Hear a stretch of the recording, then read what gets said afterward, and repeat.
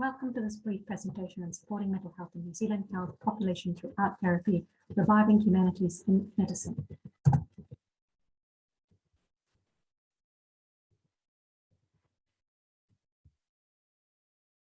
My name is Jamuna, Krishnan, and I'm a consultant psychiatrist with Maori Mental Health, Wellington, New Zealand. I gained fellowship with the Royal Australasian New Zealand College of Psychiatrists in 2018. I trained in postgraduate psychiatry in Wellington. I obtained my primary medical qualification from the University of Aberdeen in 2004. I am Malaysian Indian by ethnicity and descent. Outside of work, I enjoy studying different forms of art and am currently learning about colours. Descriptive psychopathology is subjective in nature and is a contentious area in psychiatry. Art can be used to study psyche and psychopathology. Visual ethics can be used to examine and study artistic processes in art forms. As such, Indigenous art forms are linked with psyche. Arts-based approach, therefore, is a method for understanding shape of symptoms of the mind and illness experiences in different cultures. This diagram depicts the multidimensional nature of spirituality in Indigenous Maori culture, which can also be applied to other Indigenous cultures around the world. There is a complex relationship between the human world, natural environment, and the esoteric realm that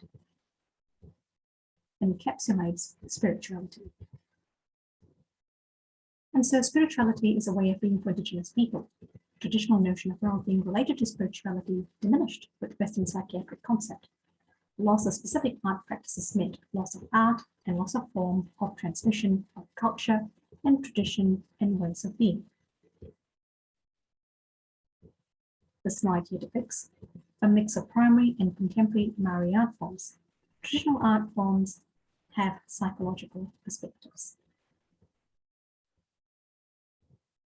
The method chosen for this brief was an autoethnographic method. Narratives were used to develop understanding of mental models. Art forms were used to capture individual psyche, but also to affirm cultural identity and as an outlet of expression.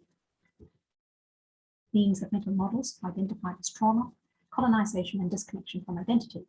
Key art forms of figurative painting, carving, and traditional tattooing were identified. Major themes from art forms were identified as power, oppression, deviance, and psychiatric institution. The perspectives of staff about relationship with Maori visual arts and meaning behind artistic processes, perception, praxis, and linguistics were explored.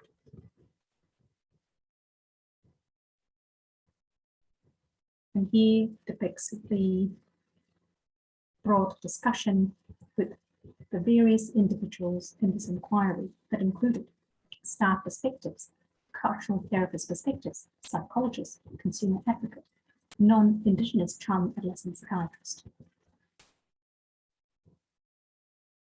The discussion that ensued was that gaze can be conceptualized as a moral dimension of life. The act of seeing is entangled with moral concerns of what ought to be seen.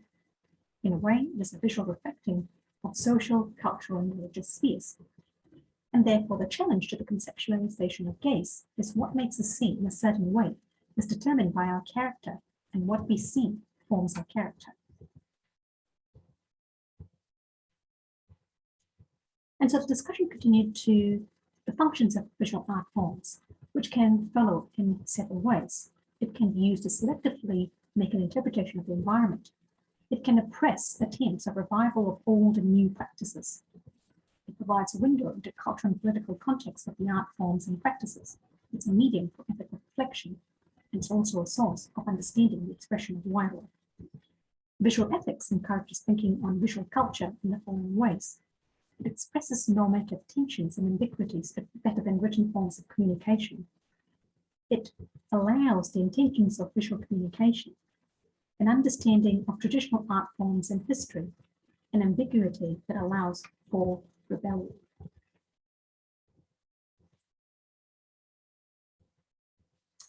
There were limitations to this brief inquiry due to the lack of social scientists in navigating the ethical aspects of this inquiry, the lack of interdisciplinary scholars in psychiatry, in art, and the field of visual arts and Indigenous cultures, At a population level, there is a lack of understanding between art, creative engagement, and enhancement of psychological and physical well-being, and the responsibilities and functions of the ethics board had different focus. And so the conclusion is that non-Indigenous clinicians can be visually trained to appreciate the communication power of artworks. Technology can be used in creating space for healing together with traditional art forms. And lastly, art, particularly visual arts, should be given consideration in medical curriculum and postgraduate psychiatric training. Thank you.